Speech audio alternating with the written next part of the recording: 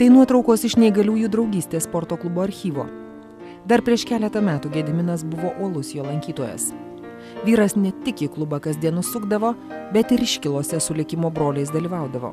Nors silpnos sveikatos, visuomet besišypsantis, geros nuotaikos. Jis yra be galo mielas, be galo malonus, labai kuklus žmogus. Jeigu pas mus klube čia visi klubo dalyviai žino, kad jeigu yra padėta vaišė, saldumynai, kava, arbata, gali savarankiškai pasiimti ir jau nebesiklausti, tai Gediminui visą laiką reikėdavo priminti. Kad Gediminui tu išgerk arbatos, Gediminui tu paimk sausainių, saldainių. Nu, jisai toksai. Nors vėlgi jisai yra protingas žmogus. Jis visą laiką, jeigu paprašydavo pagalbos, jisai sugebėdavo, padėdavo. Tai yra darbas su kompiuteriu. Ką jisai galėdavo, tą jisai darydavo. Treniruoklių salė jisai kasdien ateidavo, užsiminėdavo ir taip miela malonu būdavo žiūrėti, kai pas Gediminą formuojasi raumenys, nes vis tiek kasdien užsiminėjant, matydavosi, kad jisai stiprėja. Paskui mes šį buvau išsivežus, 2 vasaras iš eilės dar buvau išsivežus į kaimą. Tai, kaip aš sakau, iki ežero ten 0,5 kilometro. Ir tokia kalnuota vietovė, bet Gediminas pats vienas savarankiškai ridendavosi, eidavo, griūdavo, keldavosi, ridendavosi per tos kalnus, mes jį netgi praminėm balionėliu, nes taip, kaip aš sakau, taip ir matydavosi, kad mūsų Gediminas nuo kalno ridenasi, bet jisai eina prie ežero. Atsikelia ir vėl eina, pargriūna, atsikelia ir vėl eina. Jisai net maudydavosi. O dabar metai laiko, kai jisai jau ateina, tik tai motina į klubą, jisai jau nebeateina. Ir neateina todėl, kad jo judėjimas dar labiau apsunkėjo. Nors silpstantis sveikata Gediminą įkalino tarp 4 sienų, vyras nesiskundžia. Sako, jam gera būti su mama. Nuo likimo juk nepabėgsi. Jį reikia priimti atvirą širdimi ir džiaugtis kiekvieną dieną. Šiaip tai tokių fizinių skausmų kaip ir nėra. Bet lygsvaros nelaikau vaikštant. Daugiau kaip ir viskas gerai. O ką jūs veikat? Į lauką neišeinat? Šiaip dažniausiai daug skaitau knygų. Prie kompiuterio. Labai gerą projektą vykdė neįgaliųjų draugija, Lietuvos neįgaliųjų draugija. Tai pavyko ir Gediminą įtraukti į tuos nuotolinius mokymus, nes ten yra duodamas kompiuteris ir namuose jis gali užsiminėti mokytis. Tai šiokia tokia, kaip aš sakau, paguoda, kad jisai kažkuo gali užsiimti ir namuose. Nes tikrai, ta šeima ir su jų problemų jie patys neįsigytų to kompiuterio.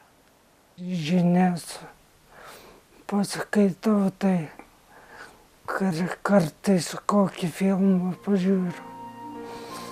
Nors 3 metų Gediminui buvo diagnozuotas cerebrinis paralyžius, berniukas mokėsi bendrojo lavinimo mokykloje, dainavo Ąžuoliuko chore ir baigė muzikos mokyklą. Viena jį auginusi mama iš paskutiniųjų stengėsi, kad vaikui nieko netrūktų. Visokiais būdais stengiausi, kad būtų jis užimta. Ir nors jis ir gerdavo vaistus, bet kažkaip iki 11 klasės ir nebuvo tos didelės problemos. O po to 11 klasėje, gegužės mėnesį, dar buvo labai šalta, dar buvo 2 laipsniai šalčio. Ir jie išėjo su klase į žygį, į Ignalinos miškus. Ir ten auklėtojas nuvežė juos ir paliko. O nakvojo jie 2 naktis. Tai pirmą naktį ramiausiai jie ten pradainavo ir nemiegojo, o antrą naktį tai jau visi pavargę buvo ir užmėgo, o palapinė be pašiltinto dugno buvo. Vienu žodžiu, jam buvo įdėjus miegmaišį, bet jis atidavė mergaitai. Toks geras ir po to prasidėjo kažkokie traukuliai, kažkokie tokie, vienu žodžiu, labai tokie keisti dalykai. Pradėjo galvą sukti šalį, tokie nevalingi judesiai atsirado. Ir pačioj pradžioje aš ten kreipiausi į gydytoją ir sakiau, bet kol jo visiškai nesuparalyžavo, tai gydytoja kažkaip nieko ir konkretaus negalėjo pasakyti, kas čia su juo darosi.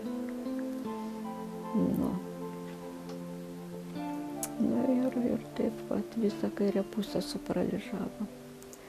Tai tada jis čia pirmoji tarybinė gulėjo daugiau negu 2 mėnesius. Ir pirmoji tarybinė taip palyginus labai, labai sėkmingai. Ten jis po to vaikščiojo normaliai, tik tai tiek, kad tos galvos nenulaikė. Ir kadangi vis vien ta liga neišėjo iki galo, tai tada jau pradėjau visur vežioti ir į Maskvą, ir į Leningradą. Pramynusi daugybę takų ir supratusi, kad mokslo šviesuliai negali padėti jo sūnui, ponia Marijona pagalbos ėmė ieškoti netradicinėje medicinoje. Aš ir dabar dar turiu vilties, šypsosi garbaus amžiaus moteris. Pradėjom abu lankyti visokiausias dvasinės organizacijas, visokiausias meditacijas. Lankėmės ir Ošo meditacijai, ir Šričinmojaus meditacija, ir transcendentinė. Vienu žodžiu, ieškojom tokių atsakymų, galbūt priežastį, galvojau, gal surasim, dėl ko čia visa tai yra ir išnyks. Ir pagaliau viena mano draugė pasakė, nuvedė tiesiog į Babos organizaciją. Tais laikais Babos, čia buvo kokiais 94 metais, dar Babos organizacija tik prasidėjo kurtis. Ir visus tos organizacijos, aišku, tik tai atgavus nepriklausomybę jau, kai atsirado tas laisvas bendravimas su visų pasauliu, tada tik prasidėjo jau visi šitie dalykai. Jau atviriau galima buvo ir literatūros gauti, ir mokytojai pradėjo iš kitų šalių atvažinėti įvairiausių. Ir Babos organizacijai truputėlį ten palankiau ir kartu vesdavosi aš ir Gediminą. Ir kai atvažiavo iš Vokietijos, turbūt tos organizacijos jau Europos vadovas, net ir nežinau, vienu žodžiu, pasiūlė mums vienam žmogui pinigų į Indiją kelionė. Bet aš nepasinaudojau, todėl kad tiesiog bijojau kažkam patikėti Gediminui. Vis dėlto poniai Marijonai pavyko pasiekti Indiją. Ne vienai, draugė su sūnumi. Gavusi tetos palikimą į visus pinigėlius skyrė į svajotą kelionį. Tai buvo šviesiausias mano gyvenimo periodas, sako Marijona. Indijai faktiškai tai atradau kaip tik būtent tą subtilų pasaulį.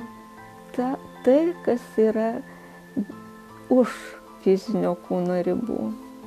O sakykit, to Gediminui pagerėjo po tos kelionės? O Gediminui labai pagerėjo. Nepraėjo visiškai, nes aš labai bijojau, kad į ligoninę, pinigų neturėjau pasilikti ilgesniam laikui Indijoje. Bet visą laiką galvojau, kad dar kartą mes nuvažiuosim. Ir jeigu reikėtų daryti operacijos, tai aš nelabai norėjau, kad darytų operaciją. Taip ir kalbėjau. Ir taip ir išvažiavom. Bet prašiau, kad Gediminui padėtų įstoti aukštąją, kad jis baigtų aukštąjį mokslą. Ir kai parvažiavom, tai nepaprastai taip viskas klostėsi įdomiai, kad tiesiog, nežinau, tarsi pats baba ten viską dėliotų. Labai sekėsi jam. Tiesiog su pagirimu baigė. Ir baigė ne tik tai, vienu žodžiu, net ir magistratūrą baigė. Ne tik bakalaurą įsigijo, bet ir magistratūrą baigė. Bet baigiant magistratūrą, ten jau labai reikėjo tą diplominį labai greitai, vienu žodžiu, reikėjo užbaigti. Ir jis nemiegojo kelias naktis ir vienu žodžiu. Tai tampa tokia iš karto jam labai pablogino padėtį. Ir po tos magistratūros, nors jam daktarė Kveskienė siūlė pasilikti katedroje, dirbti. Bet jis praktiškai dėl sveikatos pablogėjimo. Deja, pastaruoju metu Gedimino sveikata visai pašlijo. Be kitų pagalbos net keli žingsnius vyrų žengti sunku. Namuose mažutė ir smulkutė Marijona visuomet pasirengusi sūnui pakišti savo petį. Bet pagelbėti jam lauke nebesenolės jėgoms. Visas jos gyvenimas yra pašvęstas vaikui.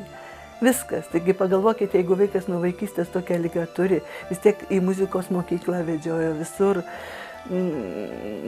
Ir paskui tą aukštąjį taigi irgi reikėjo padėti. Ir ta buitis, aišku, dabar tokioj būklėje atsidūrė, kad be galo sunku, nes jis tikrai viską paaukojo vaikui. Ėjogi pensijoje būdama į tuos, žiūrėtų vaikučių, kad uždirbti pinigų daugiau, ten papildusgi pirkti reikia viską, iš jų pensijų nelabai, už butą sumokė ir pavalgyti ir faktiškai nekas ir telieka.